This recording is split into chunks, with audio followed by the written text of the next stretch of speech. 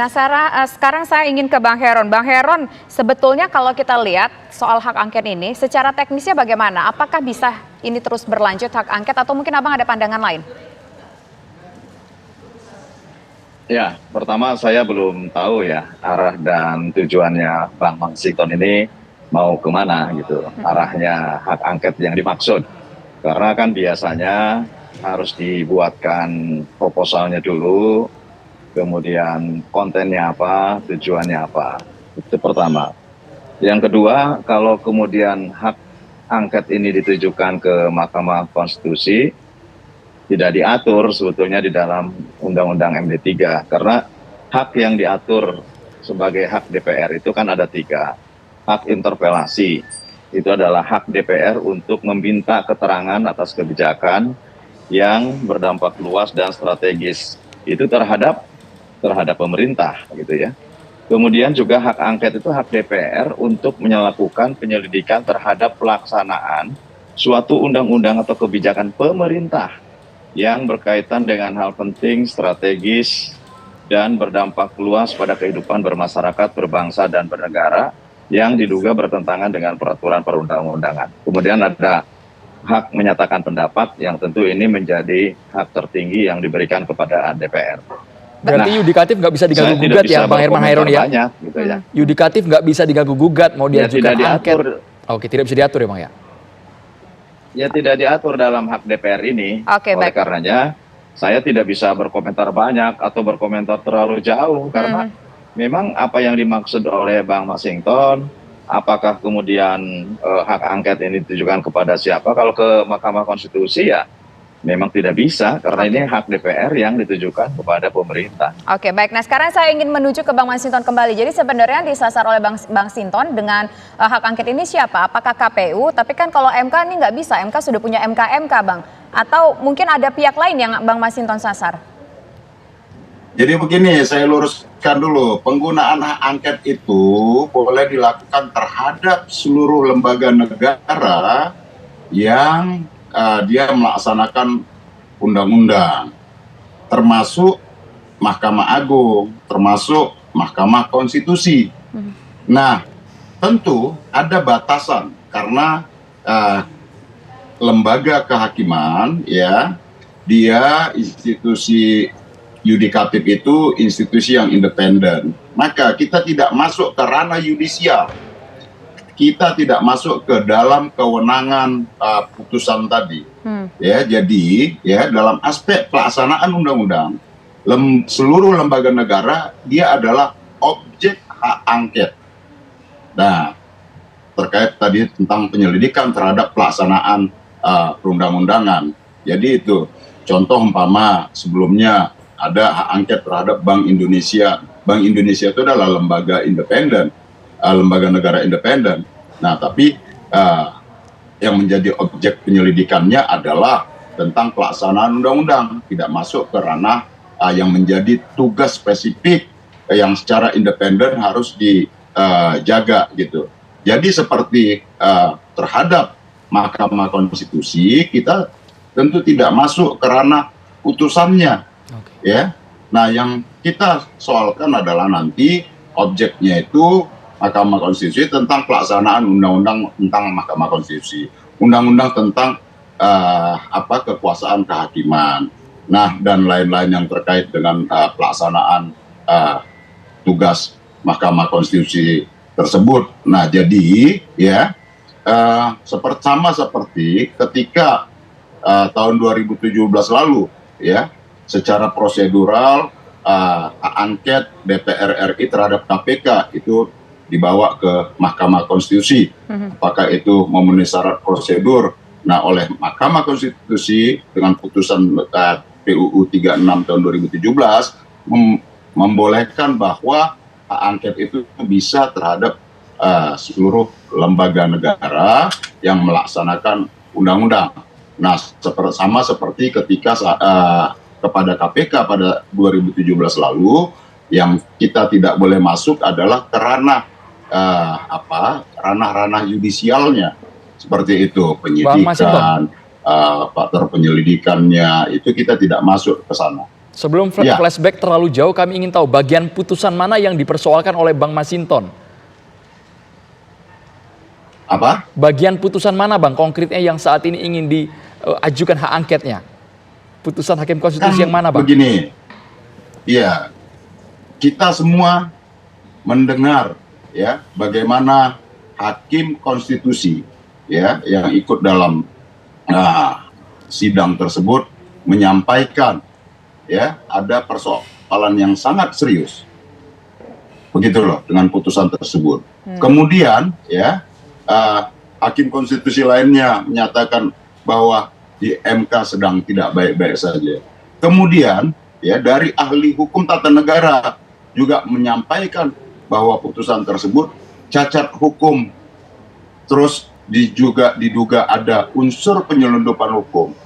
Nah, maka tadi seperti yang disampaikan oleh Pak Refli, apakah di sana ada ada intervensi dalam proses pengambilan keputusan hakim tersebut? Nah, itu kan tentu menjadi bagian dari ranah penyelidikan nantinya jika angket ini bisa dijalankan seperti itu. Nah, tentu kita tidak masuk ke dalam putusannya. Kita memastikan bahwa proses pelaksanaan undang-undang di Mahkamah Konstitusi, baik itu yang menyangkut tentang Mahkamah Konstitusi sendiri dan juga tentang kekuasaan kehakiman, itu benar-benar dilaksanakan undang-undang. Bang, ini tapi berarti kita harus ingin memastikan itu. Bang, sebenarnya jadi harus kita pastikan dulu sasarannya di sini adalah Abang ingin melihat seperti apa prosesnya adalah dalam hal ini intervensi. Hanya di poin intervensi yang Abang curigai di situ atau bagaimana? Iya, tentu nanti ya satu di antaranya kan apakah kan publik menduga ya, kemudian kita semua melihat ada keterkaitan sampai MK itu dipelesetkan menjadi mahkamah keluarga. Maka ya untuk menjawab ini semua diperlukan penyelidikan gitu loh, sehingga ini kita tidak berprasangka liar. Kita akan harus tegas dan tegak punya sikap untuk menegakkan konstitusi kita. Apapun Mahkamah Konstitusi ini adalah benteng terakhir. Benteng terakhir ini nggak boleh jebol dong.